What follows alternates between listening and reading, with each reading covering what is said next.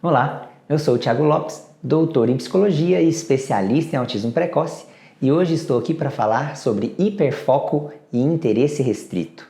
Muitas das nossas crianças no espectro do autismo apresentam o que a gente chama de hiperfoco, ou seja, a criança tem a tendência de buscar muito uma categoria de objetos, um tipo de objetos, uma criança que gosta muito de dinossauro e só quer saber de dinossauro e só fala de dinossauro e só busca dinossauro. Uma criança que adora avião, só quer buscar avião, quer saber de avião e tudo voa, tudo tem asa, tudo é um avião. Então a criança tem um hiperfoco, tem interesse restrito em algum aspecto do ambiente, em algum objeto, em algum tipo de brinquedo, né? Isso é muito comum no autismo, muito comum no autismo.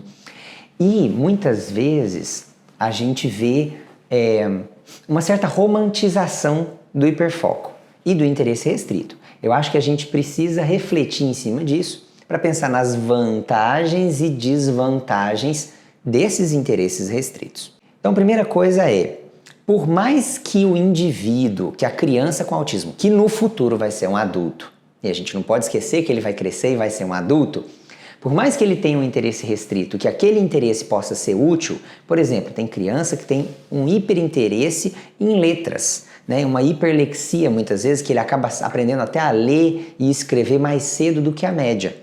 A gente olha e fala, nossa, mas isso é muito útil, isso vai ser interessante para ele no futuro, ele vai poder utilizar para ler, para escrever, vai ser melhor nesse aspecto.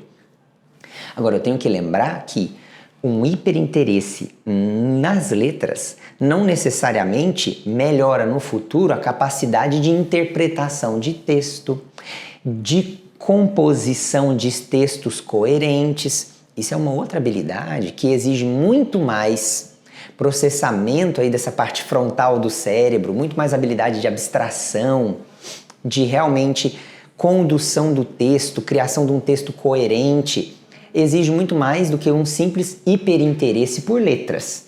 Então, uma coisa não necessariamente leva a outra. E muitas crianças têm um interesse, um hiperfoco tão grande por letra que ele não aceita brincar com nenhum outro brinquedo, que ele não aceita brincar com nenhum outro material. E toda vez que a gente traz outro material, ele fica irritado, ele fica bravo. Toda vez que os coleguinhas estão brincando com algum material diferente daquele material que ele tem hiperfoco, muitas vezes ele não quer participar da brincadeira, né? Então, isso muitas vezes acaba sendo um entrave para a socialização.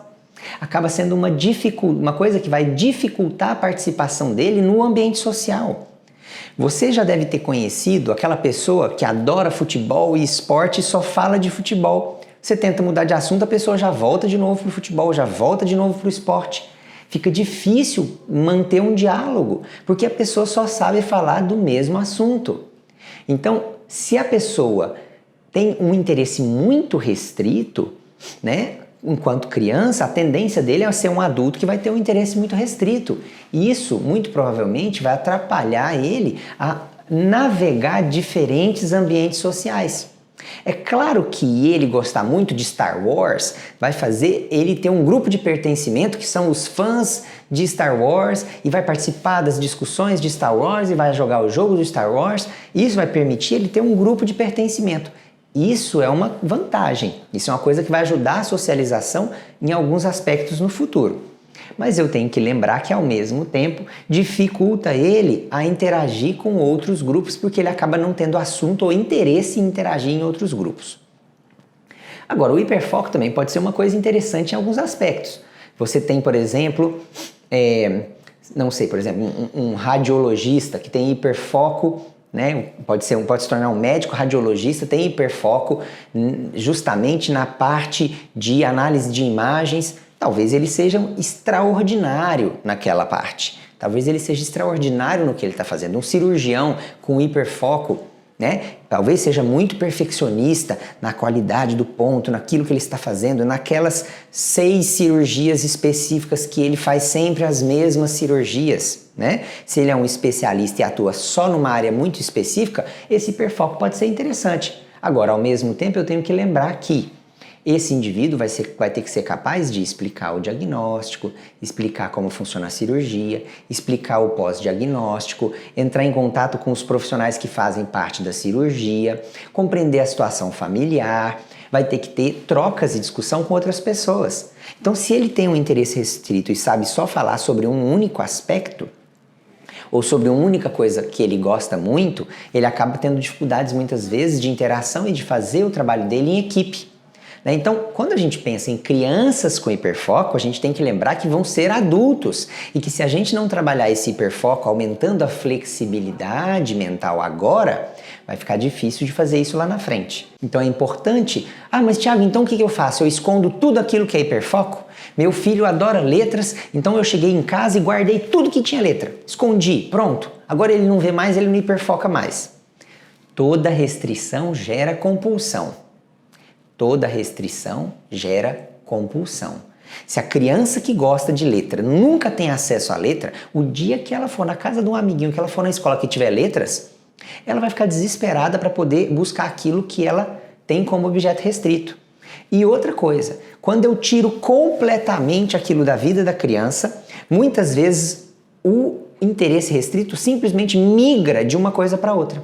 A criança era viciada em avião, agora é em carro, agora é em trem, agora é em dinossauro, depois é em Peppa Pig. Ele está simplesmente mudando esses interesses restritos porque eu restringo, ele muda. Eu restringo, ele muda.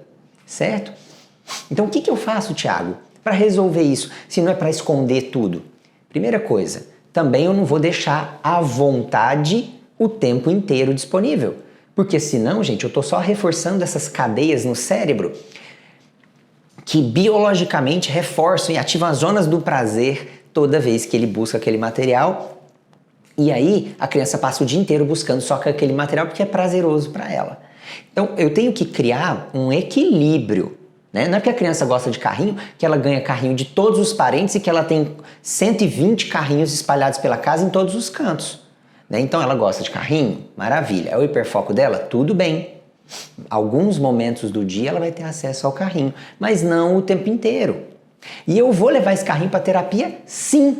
Porque se eu na terapia não trabalhar o hiperfoco, quem vai trabalhar? Não é? Então eu tenho que lembrar que o terapeuta é responsável por trabalhar esse hiperfoco. Então a criança tem hiperfoco em carrinho? Tudo bem, traz o carrinho para a sessão de terapia. E aí você brinca um pouco do jeito da criança e cria novas variações. Aí o carrinho vai aprender, você vai aprender a ensinar a criança a abastecer o carrinho, subir e descer com o carrinho, esconder o carrinho, entrar na garagem, brincar de fazer alguma coisa de faz de conta com esse carrinho. A hora que a criança tiver 30 variações que ele sabe fazer fluentemente com esse carrinho, geralmente o hiperfoco diminui, geralmente o interesse restrito diminui. E aí você vai fazendo isso com cada um dos interesses restritos. O que melhor tem evidência é ampliar o repertório com aquele interesse restrito, para que torne mais flexível.